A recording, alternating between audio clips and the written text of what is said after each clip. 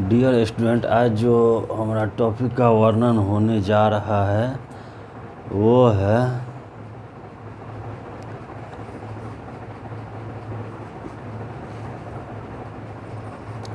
Lewis अल्थुजर साहब। Lewis अल्थुजर साहब के बारे में आज हमारा टॉपिक का वर्णन होने जा रहा है।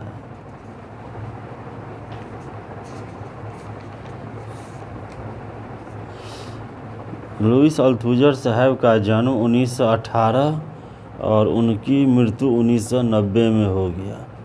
लुईस अल्थुजर साहब का जन्म 1918 और उनकी मृत्यु 1990 में हो गया। 20वीं शताब्दी के सर्वाधिक मौलिक और प्रखर फ्रांसीसी नव मार्क्सवादी सामाजिक दार्शनिक एवं चिंतक लुई अल्थुजर साहब ने मानविकी और सामाजिक विज्ञानों में एक करिश्माई किंतु अत्यंत विवादास्पद का मतलब हुआ विवाद होना, एक दूसरे में विवादास्पद सिद्धांतकार के रूप में अपनी छाप अंकित की है। कई दृष्टियों से मार्क्सवादियों में उनकी पहचान वही है जो कभी समाजशास्त्रियों में टॉलकट पार्सन्स की रही है। माने टॉलकट पार्सन्स का जो एक समय में जो पहचान है वही पहचान लुईस अल्थुजर साहब का भी है। राजनीतिक दृष्टि से उनकी कृतियों को मार्क्सवाद के विकृत स्टालिनवादी विश्लेषण और आलोचना के रूप में देखा जाता है, किंतु अल्थुजर साहब कई मामलों में स्टालिनवाद की तत्कालीन मार्क्सवादी आलोचनाओं से भिन्न विचार रखते थे। वे स्टालिनवादी की मात्र शब्द आडंबरी मानवतावादी नैतिक निंदा में विश्वास नहीं करते थे। इस संदर्भ में उन्होंने मानवतावादी मार्क्स के पैरोकारों जैसे सार्त्र, पोंटी, गारुडी आदि की तीव्र आलोचना की। उनका कहना था कि स्टालिनवादी मार्क्सवाद की निंदा करना मात्र पर्याप्त नहीं है। स्टालिनवादी मार्क्सवाद की निंदा करना पर्याप्त नहीं है। वे चाहते थे कि समस्त ऐतिहासिक प्रक्रिया और स्टालिनवादी के कारणों और परिणामों का सूक्ष्म वैज्ञानिक विश्लेषण किया जाए। अल्थुजर साहब का जन्म अल्जीरिया में हुआ था, किंतु अपने माता पिता के साथ वे फ्रांस में आ गए। उनकी आत्मकथा के अनुसार उनको बाल्यावस्था बड़ी उलझनों से भरी हुई थी। घर का वातावरण निरंकुश और हृदयहीन दूर के पिता और दंभित कामुकता की शिकार और सनकी माता के विरोधी संबंधों से भरा रहता था, किंतु वे अपने माँ के प्यार में अभिभूत। उनका पालन पोषण एक कैथोलिक के रूप में हुआ था।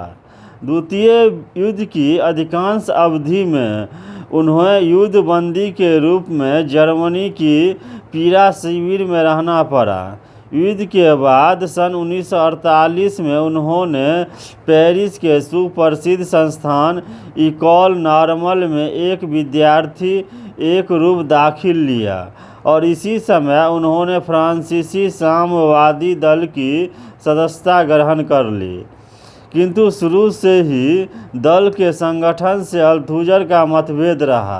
माने दल के संगठन जो है उनसे अल्थुजर साहब का मतभेद रहा। स्वतंत्र विचारों के होने के कारण बहुधा दल के नेता और दल के सिद्धांतकारों के साथ उनकी नोकझोंक होती रहती थी। माने उनकी नोकझोंक जो है दल के साथ बराबर होती रहती थी। अल्थुजर साहब का समस्त व्यक्तिगत जीवन बड़ा अशांतिमय बड़ा वातावरण में बीता।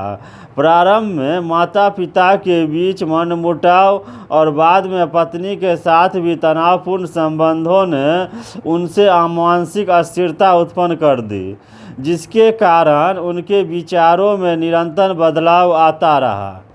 अपनी व्यक्तिगत उलझनों और पागलपन की बीमारी जो उनके जीवन में हर समय रही के कारण काफ़ी दुख से झेलने पड़े।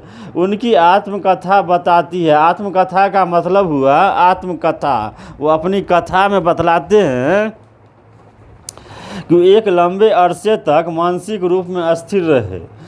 गहरे अवसाद के कारण उन्होंने अपनी पत्नी हेलन की हत्या कर दी। हेलन जो है उनकी पत्नी थी, उनकी उसने हत्या कर दी, जिसके कारण जीवन का अंतिम दशक उन्हें पेरिस के एक मानसिक अस्पताल में रहकर अज्ञातवास में बिताना पड़ा। माने पेरिस में जो है एक मेंटल हॉस्पिटल में उन्हें अज्ञातवास, माने अज्ञातवास का मतलब हुआ एकांत जीवन में बिताना पड़ा।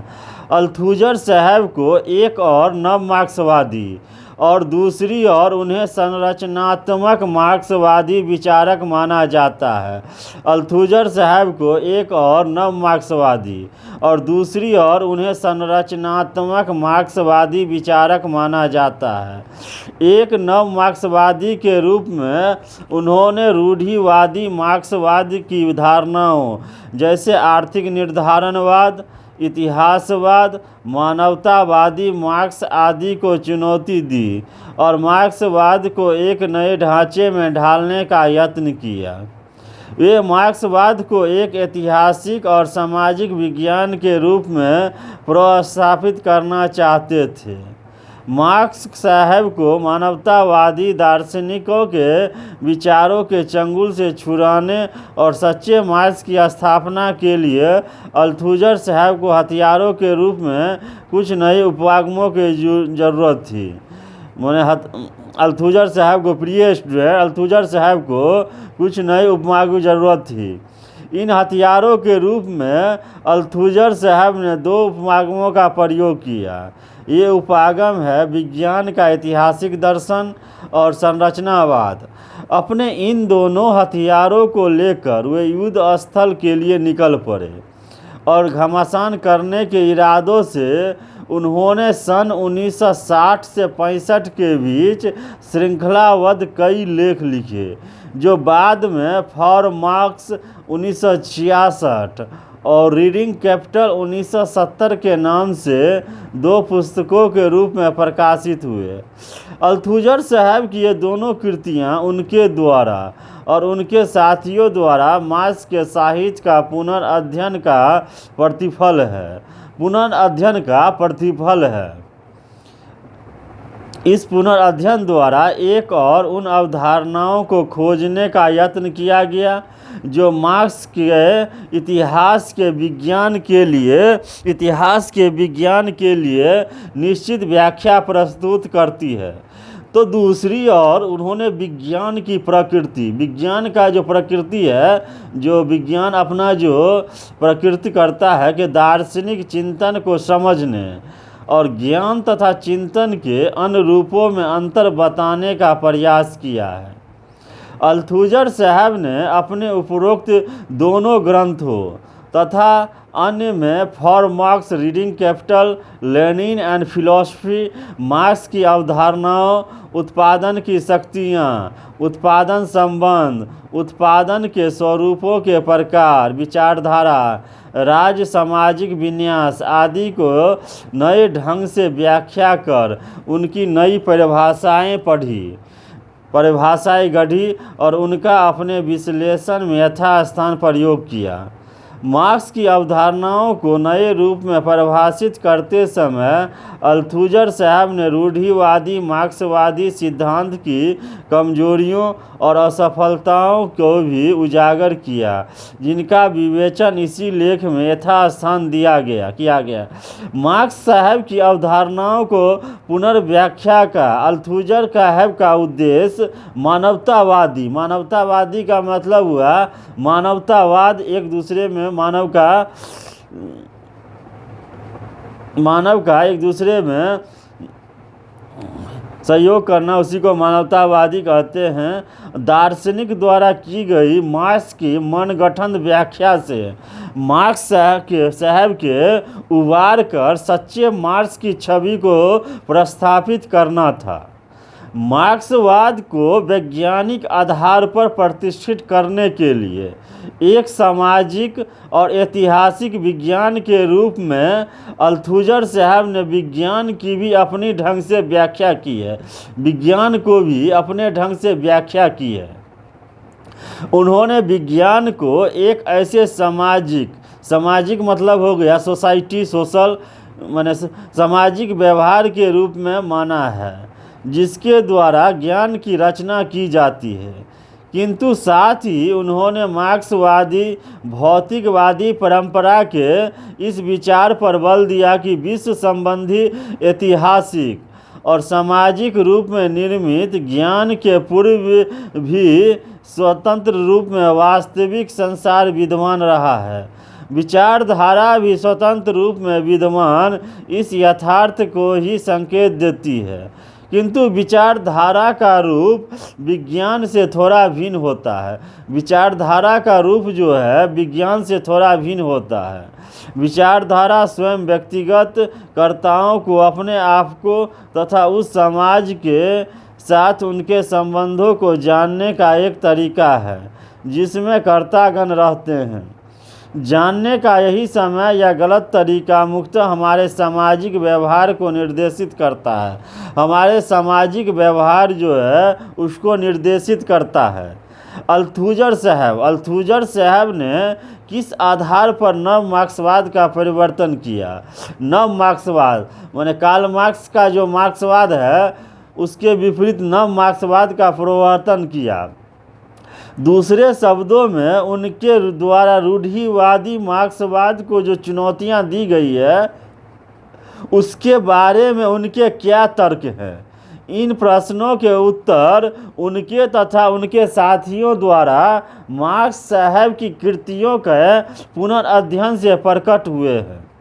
अपनी पुनर्अध्ययन की प्रक्रिया की निष्पत्ति के रूप में अल्थुजर साहब ने माना है कि मार्क्स एक नहीं है अपितु दो मार्क्स है।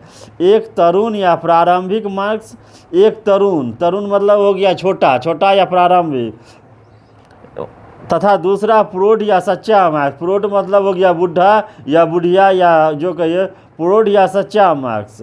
उन्होंने अपनी प्रसिद्ध कृति फॉर मार्क्स में उपरोक्त विचार का खुलासा करते हुए लिखा है कि सन 1845 से पहले 1845 से पहले की मार्क्स की कृतियाँ इसके बाद की उनकी कृतियों से काफ़ी हटकर है। ये दोनों दृष्टिकोण इतने भिन्न हैं कि इनमें निरंतरता की तलाश करना बेकार है।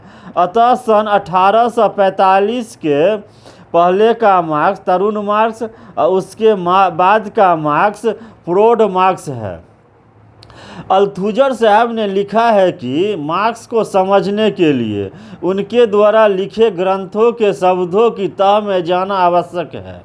शब्दों के ऊपरी अर्थ को जानने मात्र से कुछ भी हासिल नहीं होने वाला है। इसके लिए उन्होंने मार्क्स साहब के लाक्षणिक अध्ययन अर्थात शब्दों के पीछे छुपे हुए अर्थों को जानने पर बल दिया है। अल्थुजर साहब ने स्वीकार किया है कि प्रारंभिक मार्क्स मानवतावादी थे।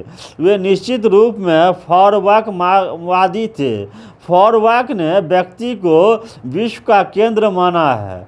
प्रारंभिक मार्क्स तरुण मार्क्स के दार्शनिक मानवतावाद को अल्थुजर साहब ने ऐसा पूर्ववर्ती वैज्ञानिक चिंतक मानकर अस्वीकार कर दिया जो इतिहास को उत्तरोत्तर मानवीय आत्मज्ञान प्राप्त करने के रूप में देखता है। मार्क्स साहब की इन कृतियों में हीगल के प्रारंभवश अलगाव की समस्या को प्रमुखता दी गई है और नैतिकतावादी और मानवतावादी पक्षों को उभारा है। अल्थुजर साहब कहते हैं कि मार्क्स उस समय मार्क्स ही नहीं थे। वास्तविक सच्चे मार्क्स का उदय तो तब होता है जब वे हीगलवादी फॉरवर्कवादी, आर्थिक निर्धारणवाद और मानवतावादी संदेहास्पद नियंत्रणों से मुक्त हो जाते हैं। इसके बाद की कृतियों में ही वैज्ञानिक मार्क्सवाद का मतलब हो गया साइंटिस्ट मार्क्सवाद के दर्शन होते हैं। अल्थुजर साहब इसे ही सच्चा मार्क्सवाद मानते हैं और वास्तव में मानवीय इतिहास को समझने के नवीन और वैज्ञानिक दृष्टिकोण की उत्पत्ति की शुरुआत ही मार्क्स साहब के लेखनों में प्रारंभिक दार्शनिक स्थिति को छोड़ने के बाद ही उत्पन्न हुई है। ऐतिहासिक भौतिकवाद के इस नए दृष्टिकोण का विकास वस्तुतः मार्क्स के बाद के लेखनों में हुआ है। प्रारंभिक मार्क्स और बाद वाले सच्चा मार्क्स के बीच चिंतन के स्वरूप में उत्पन्न हुए इस परिवर्तन को अल्थुजर साहब ने ज्ञान मीमांसा दरार या अंतराल कहा है। इस अवधारणा के अनुसार तरुण मार्क्स की कृतियाँ इनके मानवतावादी और स्वप्नदर्शी के रूप की प्रदर्शित करती है। तो डियर स्टूडेंट, प्रारंभिक मार्क्सवाद जो है मानवतावादी और स्वप्नदर्शी रूप को प्रदर्शित करती है और वे सच्चे मार्क्सवादी वैज्ञानिक मार्क्सवाद का प्रतिनिधित्व नहीं करते हैं। सच्चे मार्क्सवाद का वैज्ञानिक मार्क्सवाद का प्रतिनिधित्व नहीं करते हैं। इसके विपरीत फ्रोड मार्क्स की कृतियों में इतिहास के वैज्ञानिक सिद्धांत के नए दर्शन का सूत्रपात हुआ है।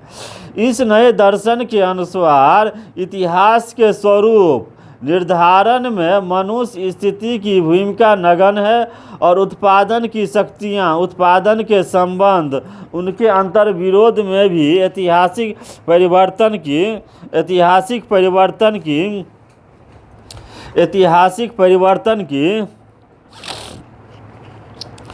प्रेरक शक्तियों के रूप में मुख्य भूमिका अदा करते हैं। मार्क्स साहब के ऐतिहासिक भौतिकवाद की धारणा इसी मूल विचार पर आधारित है। अल्थुजर साहब के इन विचारों ने एक मार्क्सवादी सिद्धांतकार के रूप में उनमें संरचनावाद के प्रति रुझान पैदा किया है। तो अल्थुजर साहब के इन विचारों ने एक मार्क्सवादी सिद्धांतकार के रूप में उनमें संरचनावाद के प्रति रुझान पैदा किया है। संरचनावाद के प्रति प्रिय स्टूडेंट, अल्थुजर साहब के मार्क्सवादी सिद्धांत के रूप में उनमें संरचनावाद के प्रति रुझान पैदा किया है। तो ये जो अल्थुजर साहब जो है सो बहुत इम्पोर्टेंट सोशलिस्ट हैं, सामाजिक विचारक हैं और यह विभिन्न प्रतियोगी परीक्षा में इनसे अवश्य एक दो प्रश्न पूछे जाते हैं। इनसे सोशलॉजिस्ट में अल्थुजर साहब अपना प्रमुख स्थान रखते हैं और A to Z एग्ज़ाम माने वर्ल्ड का कोई भी एग्ज़ाम सोशलॉजी से संबंधित सब्जेक्ट हो, उनसे एक दो प्रश्न अवश्य अल्थुजर साहब से रहता है। तो इस अल्थुजर साहब के कृति को स्मरण, मनन और चिंतन करिएगा, जो आपको सोशलॉजिस्ट में अल्थुजर साहब जो है आपको समझ में आए। अल्थुजर साहब जो हैं सो सोशलॉजिस्ट में अपना बहुत महत्वपूर्ण इम्पोर्टेंट रखते हैं। इनसे हर एक प्रतियोगी परीक्षा A to Z सोशलॉजी से संबंधित कोई भी एग्ज़ाम हो, दुनिया का कोई भी एग्ज़ाम हो, वर्ल्ड का कोई भी एग्ज़ाम हो, एक दो प्रश्न अवश्य रहते हैं। चलिए आगे हम अब लुई अल्थुजर साहब के बारे में आगे और विचार कर रहे हैं।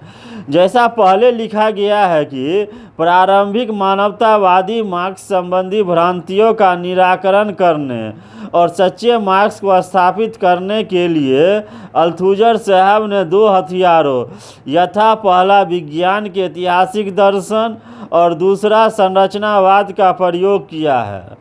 अल्थुजर साहब ने इस दूसरे हथियार की मानविकी और सामाजिक विज्ञानों में खोज निकाला, जहां इसका प्रयोग बहुत पहले से ही हो रहा था। संरचनावादी उपागमों के सहारे मनोविज्ञान, भाषा विज्ञान, मानवशास्त्र और समाजशास्त्र पहले से ही अपने अपने क्षेत्र में मानवतावाद से लड़ाई लड़ रहे थे।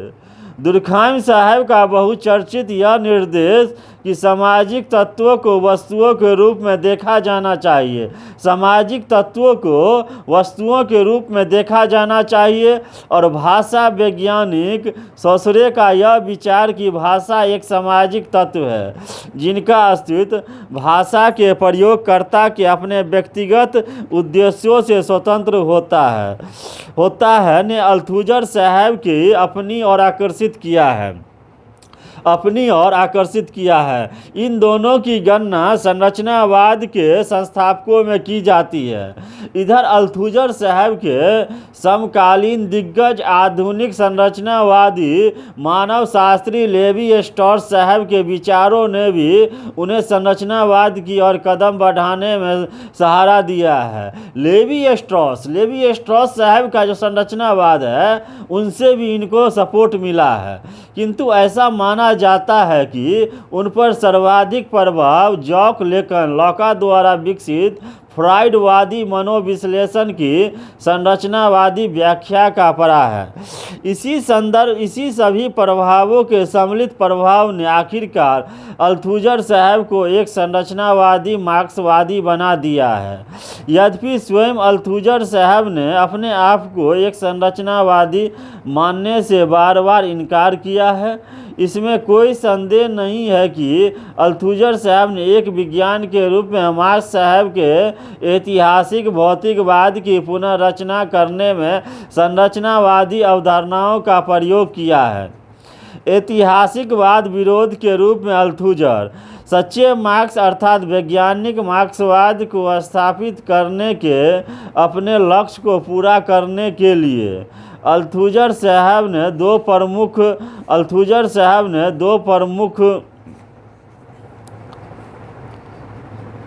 भ्रांतियों अर्थात पहला मानवतावादी मार्क्स और दूसरा हो गया ऐतिहासिकवादी मार्क्स को तोड़ने का पूरा प्रयास किया है। माने अल्थुजर साहब ने दो प्रमुख भ्रांतियों अर्थात मानवतावादी मार्क्स और ऐतिहासिकवादी मार्क्स दोनों को तोड़ने का मतलब हुआ एक दूसरे को अलग करना, तो तोड़ने का भरपूर प्रयास किया है। तो मानवतावादी मार्क्स और ऐतिहासिकवादी मार्क्स दोनों को तोड़ने का उन्होंने भरपूर प्रयास किया है। अल्थुजर साहब के अनुसार ऐतिहासिकवादी मार्क्स को तोड़ने का पूरा प्रयास किया है। अल्थुजर साहब के अनुसार हीगल की आदर्शवादी परंपरा में मार्क्स साहब की मानवतावादी मानना सरासर एक बड़ी अक्षम भूल है। इसी प्रकार उन्होंने मार्क्स की फॉरवर्कवादी भी मानने से इनकार कर दिया। अल्थुजर साहब मार्क्स को उस अर्थ में ऐतिहासिकवादी नहीं मानते जिस अर्थ में साम्यवादी आंदोलन के पैरोकार मानते हैं। साम्यवाद समर्थक विद्वान मानते हैं कि इतिहास हमारे साथ है, अंततः विजय कामगार वर्ग की होगी।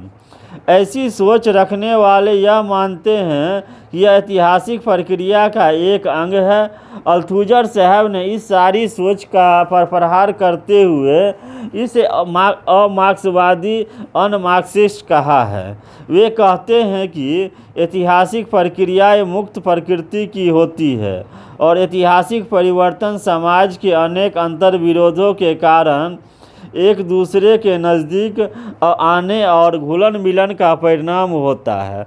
अतः क्रांतियों को पूंजीवाद के विकास का एक अपरिहार्य परिणाम मानना निरी भूल है। इन्हें अपवादिक घटनाओं के रूप में देखा जाना चाहिए। लियोतार्ड जैसे आधुनिकतावादी लेखक ने मार्क्सवाद जैसे महावृत्तांतों में फैले हुए व्यापक विश्वासों के अंत की घोषणा की है।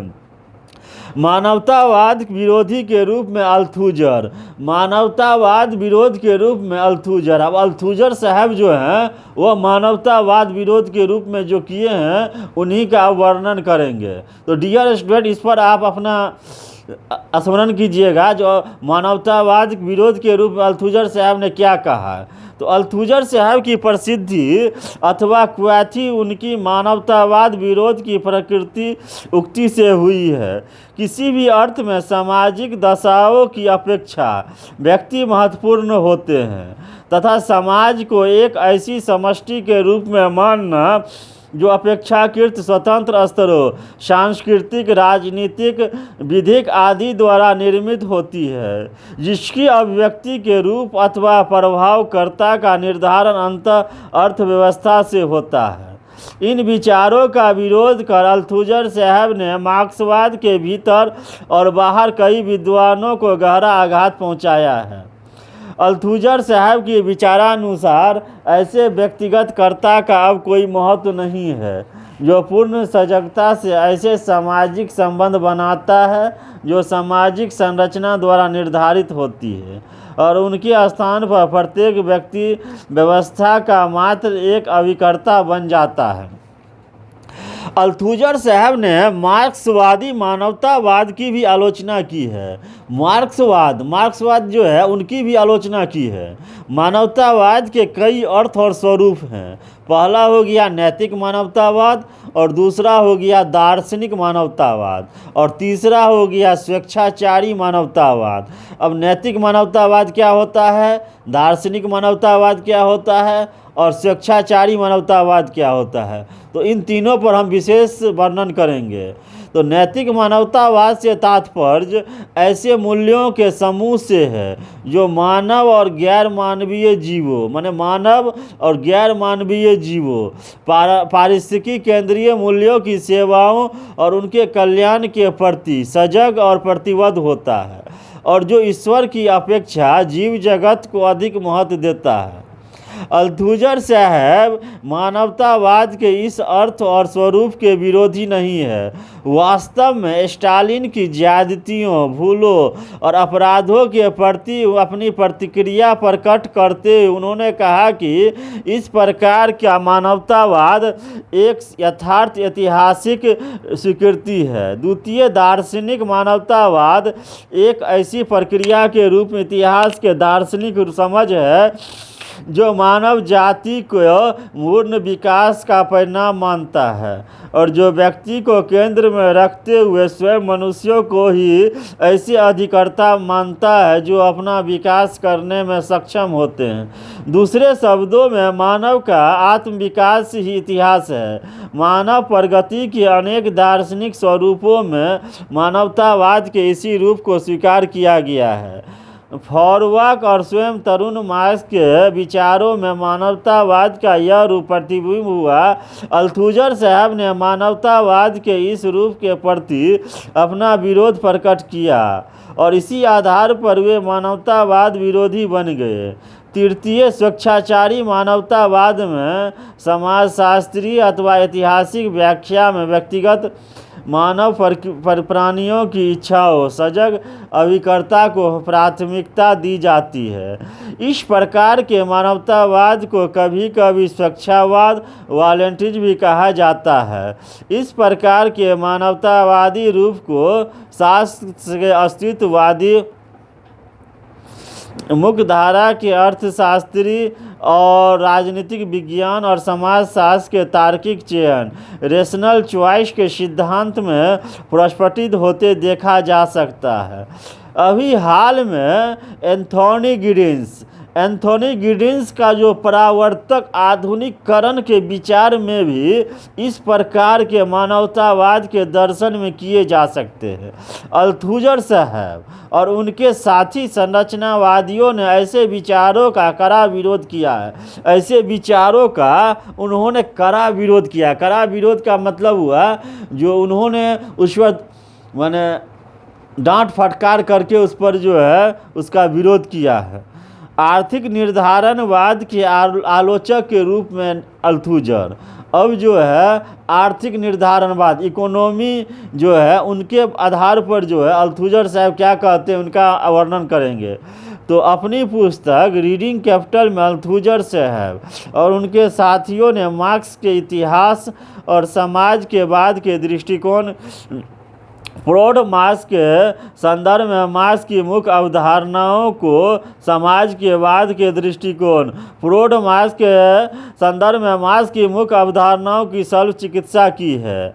आर्थिक संरचना अथवा उत्पादन के ढंग का विश्लेषण, कुछ तत्वों के समूह, श्रम के साधन, वे वस्तुतः जिन पर कार्य किया जाता है, श्रमिक वर्ग समाजों में ऐसे मौलिक जो काम नहीं करते हैं कि ऐसे समन्वय के रूप में किया है जो दो भिन्न प्रकार के संबंधों में बंधे होते हैं। पहला, उत्पादन के कार्य के लिए आवश्यक संबंध। उत्पादन के कार्य के लिए आवश्यक संबंध पहला हो गया उत्पादन के कार्य के लिए आवश्यक संबंध, और दूसरा हो गया मालिकाना के संबंध में बंधे होते हैं। अब मालिकाना संबंध उनके द्वारा मालिकों का वर्ग अतिरिक्त संपदा को प्राप्त करता है।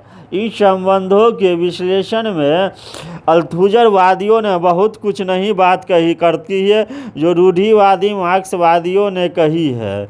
इन दोनों प्रकार के विचारकों में जो अंतर दिखाई देता है वह आर्थिक निर्धारणवाद की धारणा को लेकर है। अल्थुजर साहब ने स्पष्ट तौर पर आर्थिक निर्धारणवाद को नकारा है। वे कहते हैं कि संपूर्ण समाज कुछ विशिष्ट संरचनाओं अथवा व्यवहारों प्रैक्टिस से बना होता है जिनमें अर्थव्यवस्था भी एक है। व्यवहार के रूप वैचारिक, राजनीतिक और सैद्धांतिक वैज्ञानिक होते हैं। इनमें से प्रत्येक व्यवहार का अपना एक यथार्थ, अपने अंतर विरोध होते हैं।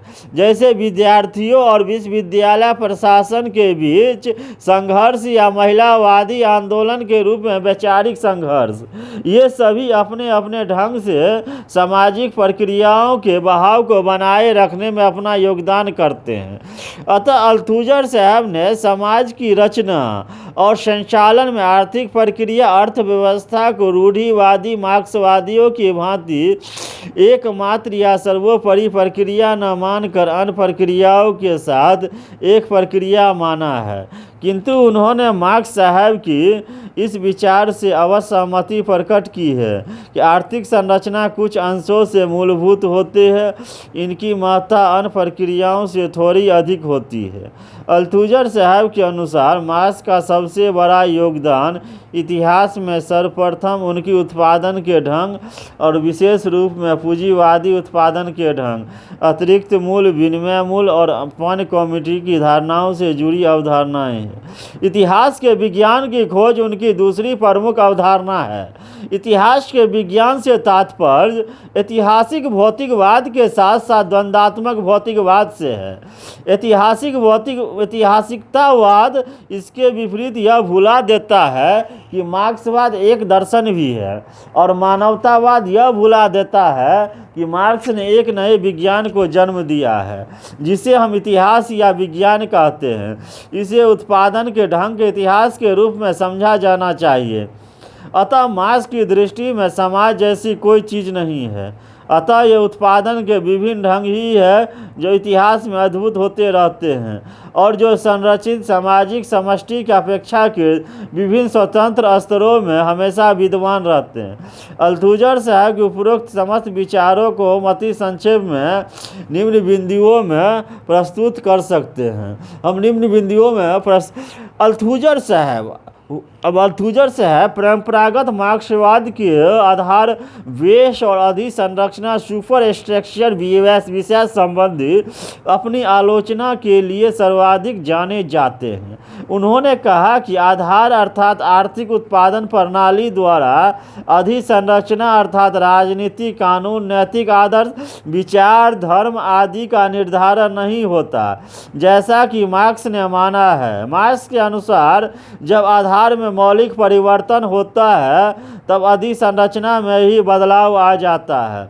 अल्थुजर साहब ने मार्क्स के इस प्रतिरूप मॉडल को यथावत स्वीकार नहीं किया और इसके संशोधन परिवर्तन किए क्योंकि मार्क्स के इस प्रतिरूप अर्थार्थिक निर्धारणवाद की गंध आती थी जिसके प्रति उनकी कई आपत्तियां थी। उन्होंने विचारधारा और राजनीति जैसी अधिसंरचनात्मक तत्वों को मात्र आर्थिक आधार का प्रतिबिंब मानने के स्थान पर एक ऐसी योजना प्रस्तुत की जिसमें विचारधारा और राजनीति को अर्थव्यवस्था के अस्तित्व की दशाओं के रूप में स्वीकार किया जाता है।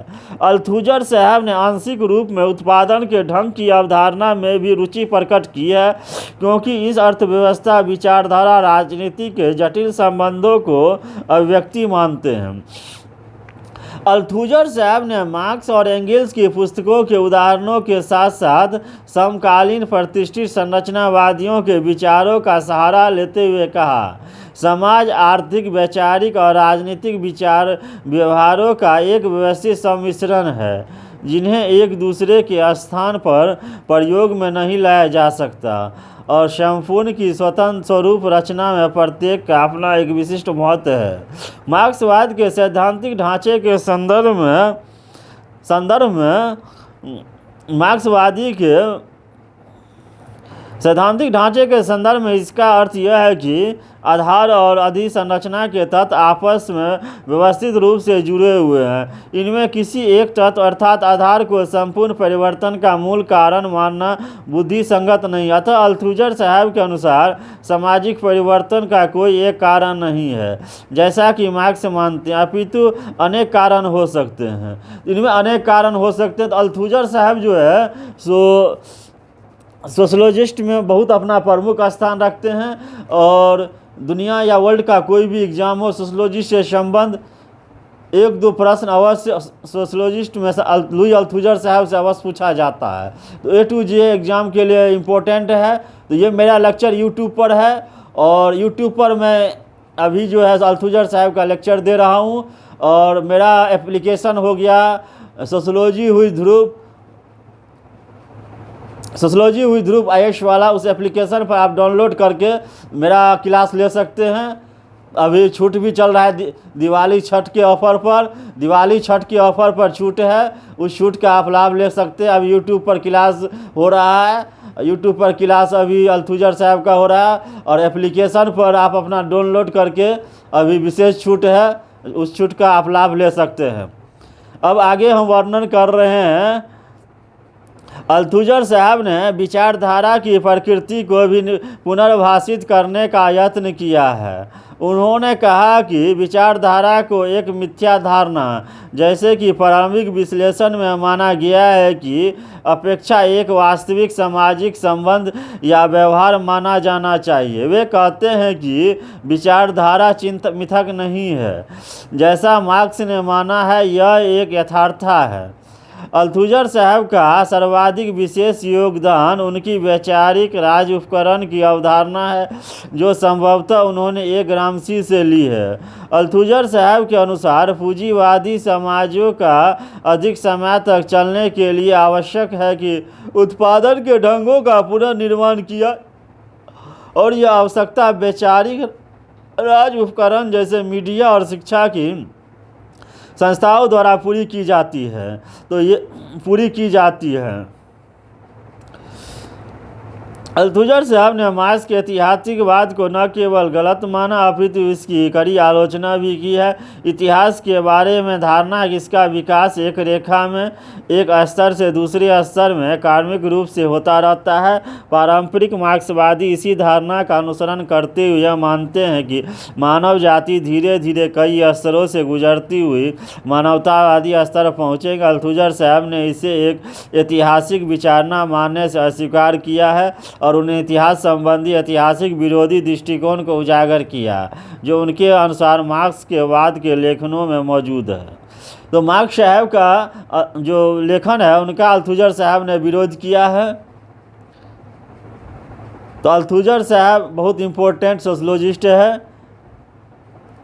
इनका बार बार प्रिय स्टूडेंट स्मरण कीजिएगा, अध्ययन कीजिएगा। यूट्यूब पर अभी मेरा लेक्चर हो रहा है, और अगर आप क्लास लेना चाहते हैं तो अभी दिवाली और छठ का विशेष छूट है। दिवाली छठ का विशेष ऑफ़र आप ले सकते हैं। तो ऑफ़र लेने के लिए मेरा एप्लीकेशन जो है, एप्लीकेशन डाउनलोड कीजिए, और एप्लीकेशन डाउनलोड करने के बाद आप दिवाली छठ का विशेष ऑफ़र लीजिए। तो यूट्यूब पर आप फ्री में क्लास ले रहे हैं, उसका फ्री में स्मरण मनन कीजिएगा।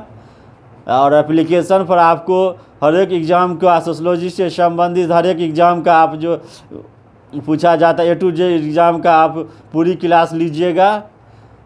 तो उसका दिवाली छठ के ऑफ़र पर विशेष छूट है। अब आगे वर्णन करेंगे। अल्थुजर के सबसे विवादास्पद विवाद सैद्धांतिक मानववाद व्यक्ति और समाज के संबंधों के बारे में है। उन्होंने इन सिद्धांतों की तीव्र आलोचना की जो व्यक्तियों या व्यक्तियों के समूहों जैसे वर्ग की विशेषताओं के आधार पर मानवीय व्यवहार की व्याख्या करते हैं। उनके अनुसार व्यक्तियों की सामाजिक संबंधों की संरचनाओं के प्रतिनिधियों या निर्माण करने वालों के रूप में देखा जाना चाहिए।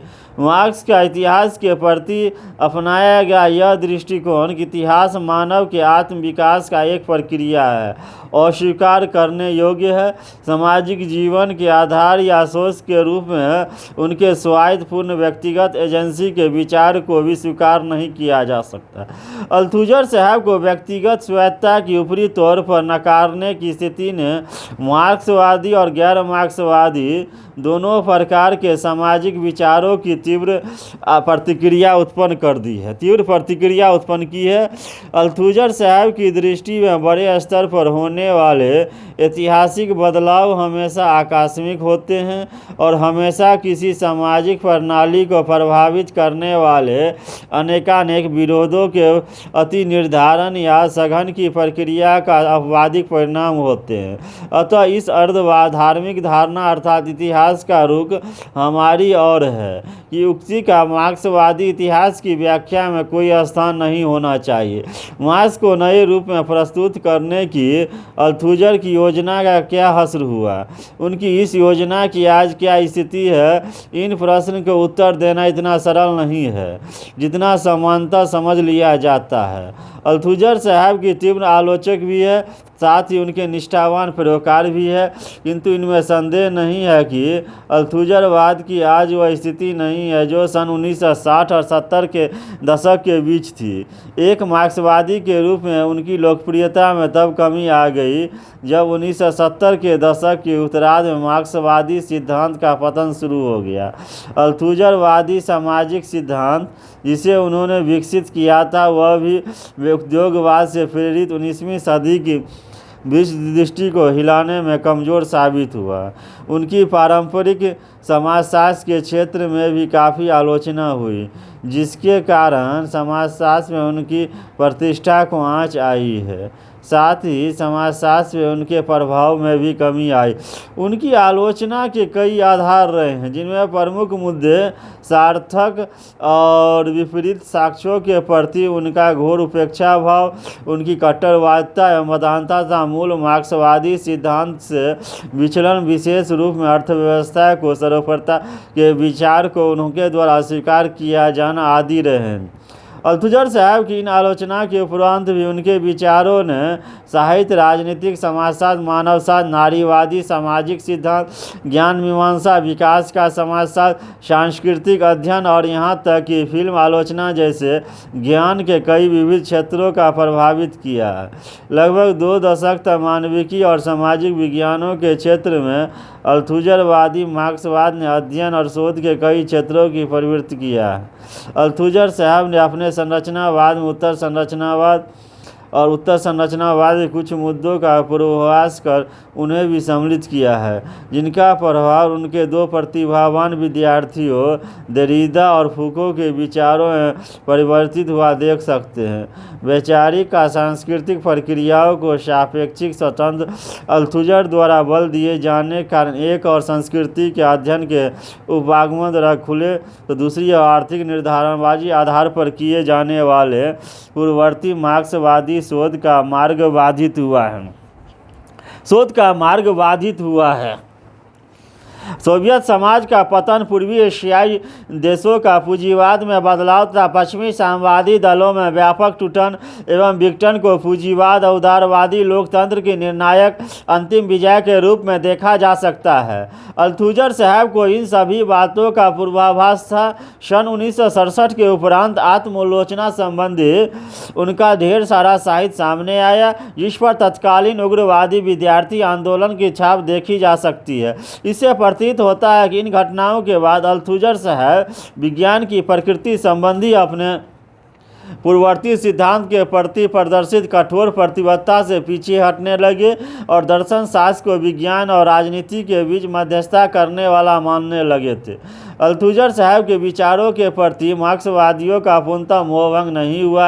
आज भी अनेक विज्ञानों के क्षेत्र में काफ़ी मात्रा में मार्क्सवादी अपने पैर जमाए हुए हैं। यही नहीं, उत्तर आधुनिकतावाद की जातियों की शुरुआत के कारण अल्थुजर साहब के विचारों के प्रति रुझान पैदा होने की आहट का एहसास होने लगा है। उनकी प्रमुख पुस्तकें हैं, अल्थुजर साहब का जो प्रमुख पुस्तकें हैं उनमें पहला हो गया मॉन्टेस्क्यू पॉलिटिक्स एंड हिस्ट्री, जो 1959 में प्रकाशित किए, मॉन्टेस्क्यू पॉलिटिक्स एंड हिस्ट्री। दूसरा हो गया फॉर मार्क्स, जो 1966 में आया। तीसरा हो गया रीडिंग कैपिटल, जो 1970 में आया। चौथा हो गया Lenin and philosophy and other essays, जो 1971 में आया। पाँचवा हो गया एसे इन सेल्फ क्रिटिज्म, जो 1973 में आया। और छठा हो गया पोजीशन, जो 1976 में आया। तो और भी कुछ पुस्तकें हैं लेकिन उतना इम्पोर्टेंट नहीं है। और जो अभी वर्णन किया है बहुत इम्पोर्टेंट वीआईपी है, वीवीआईपी है। तो अल्थुजर साहब की कृतियाँ और उनकी पुस्तकों का जो वर्णन किया है उसका बार बार प्रिय स्टूडेंट स्मरण कीजिएगा, मनन कीजिएगा और चिंतन कीजिएगा। सोशलॉजी से संबंधित कोई भी एग्ज़ाम हो, A to Z एग्ज़ाम पूरे वर्ल्ड में कहीं भी सोशलॉजी सब्जेक्ट से संबंधित एग्ज़ाम हो, उनके लिए बहुत इम्पोर्टेंट, महत्वपूर्ण, उपयोगी है। और ये हमारा यूट्यूब पर फ्री में क्लास चल रहा है। और अगर पेड क्लास लेना चाहते हैं तो सोशलॉजी विद ग्रुप आयुष वाला पर आप एप्लीकेशन पर पेड क्लास ले सकते हैं। दिवाली छठ का विशेष ऑफर चल रहा है। दिवाली छठ के ऑफर पर आप फ़ायदा उठाइए, लाभ उठाइए। जय सोशलॉजी, जय सोशलॉजी, जय सोशलॉजी, जय सोशलॉजी, जय भारत, जय हिंद, जय भारत। तो अभी का क्लास जो मेरा हुआ है वो लगभग 45-46 मिनट का हुआ है। अगले क्लास में फिर अगले सोशलॉजिस्ट का वर्णन करेंगे। जय सोशलॉजी, जय सोशलॉजी, जय समाजशास्त्र, जय समाजशास्त्र।